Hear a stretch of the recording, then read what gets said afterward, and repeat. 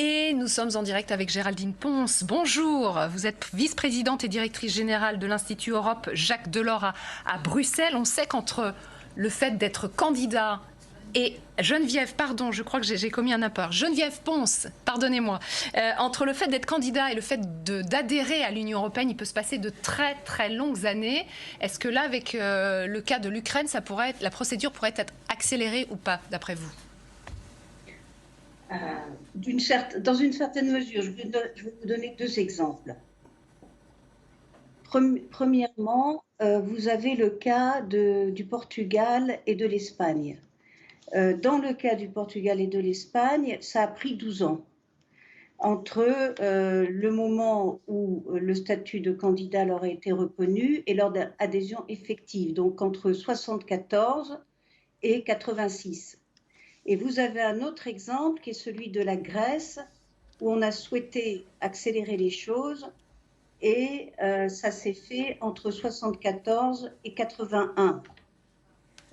Maintenant, quand vous regardez la situation de ces pays et quand vous voyez qu'il y a eu quand même quelques difficultés avec la Grèce, notamment au moment de la crise financière, on peut s'interroger sur la pertinence de vouloir gagner du temps dans ce processus, qui est un processus très important pour l'État candidat, tout comme pour l'Union européenne, pour que tout se passe bien. Voilà, donc il faut compter en tout cas plusieurs années, on peut parier sur quelque chose comme une dizaine d'années.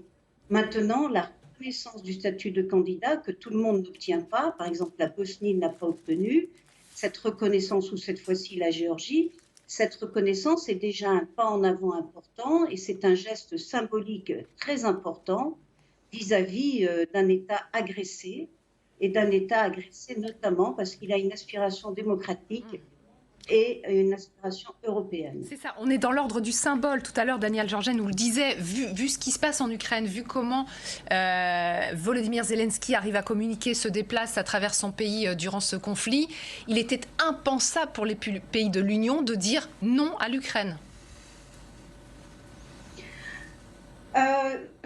J'aurais tendance à être d'accord avec vous, impensable. En même temps, vous voyez qu'il y a quand même quelques États qui expriment des réticences, qu'ils disent on va trop vite. J'espère que l'opinion publique qui en Europe est très très largement en faveur de ce statut accordé à l'Ukraine pèsera dans les positions qui seront effectivement prises par les États membres qui ont manifesté quelques réticences ou quelques inquiétudes récemment. Est-ce qu'on peut d'ores et déjà dire ce qui va se passer lors du Conseil à la fin de la semaine prochaine ? C'est toujours très difficile de prédire ce qui va se passer lors d'un Conseil. Vous avez quand même quelques États très importants qui ont manifesté, avant même d'ailleurs que la décision de la Commission soit officielle, leur soutien très fort. Donc vous avez là aussi un voyage très symbolique de 4 dirigeants européens, donc messieurs Macron, Scholz, Draghi et monsieur Ioannidis pour la Roumanie. C'est un geste symbolique fort là encore. Et ça va peser dans ce débat, au Conseil européen. Je pense que ce sera très difficile pour les États qui viennent d'exprimer quelques réticences ou quelques inquiétudes de les maintenir lors du débat au Conseil européen. Pardonnez-nous, ça file très vite, il nous manque de temps, mais juste si on se projette très loin, il n'y aurait pas de risque de déséquilibre au sein de l'Union européenne d'intégrer l'Ukraine, un pays aussi grand que l'Ukraine, aussi peuplé que l'Ukraine?